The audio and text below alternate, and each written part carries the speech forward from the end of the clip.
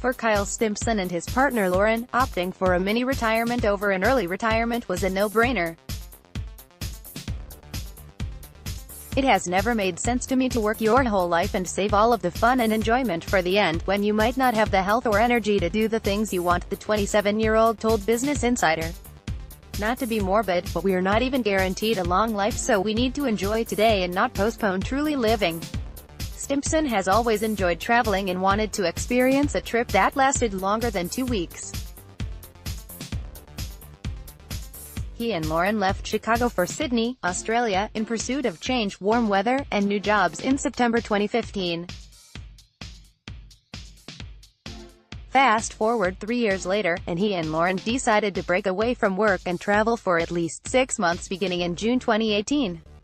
"Travel is not just for the rich, since once you leave behind your expensive lifestyle, life on the road can actually be fairly cheap," said Stimpson, who envisions taking a mini-retirement every 10 years. "I enjoy my work when it's something that has meaning and allows me to contribute something positive to society, so I don't see the point in ever completely retiring from work," he said. However, at certain stages in life, why not take a break to travel, spend time with family, or recharge your batteries before starting a new project? To fund his mini-retirement, Stimpson saved 30% to 40% of his post-tax income for 3 years by creating a budget and savings plan.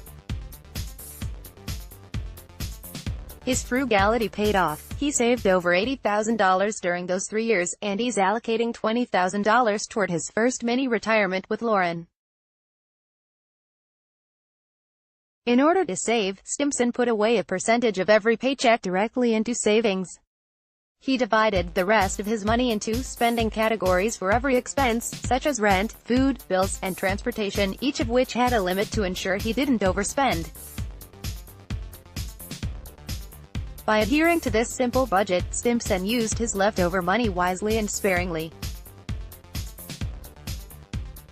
What makes his dedication even more impressive is that he did all this while living in one of the most expensive cities in the world, Sydney, Australia.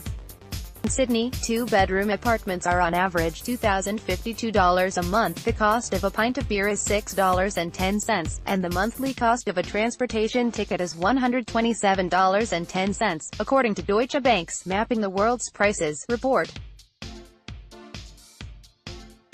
Yet, he was able to enjoy the city's offerings while saving a good portion of his income.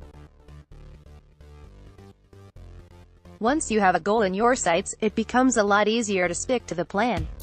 Stimpson said, "Here are the 5 strategies he used to save, manage living expectations." Instead of renting a more expensive place, Stimpson and Lauren saved at least $1,000 to $2,000 a month by living in a smaller, non-renovated bedroom in a 3rd-floor walk-up. Take public transportation. Stimpson has a company car, but would never have his own car otherwise because he spends roughly $300 on fuel, $200 on tolls, and $300 on registration and insurance a month. Uber also costs twice as much in Sydney as it does in Chicago. However, public transport costs between $1.50 and $5, depending on the trip's length. Cook at home and shop local. Stimpson and Lauren have saved hundreds of dollars per month on food costs by shopping at local farmers markets and making their meals at home. Enjoy the outdoors. They also took advantage of free or low-cost outdoor activities, such as going to the beach, visiting national parks, and hiking. Minimize alcohol consumption. 1 or 2 nights a week at the bar in Sydney can set you back hundreds of dollars a month, so Stimpson limits or avoids bars to support his savings plan. Stimpson began his mini-retirement in June, and he's already budgeted his money for each leg of the trip.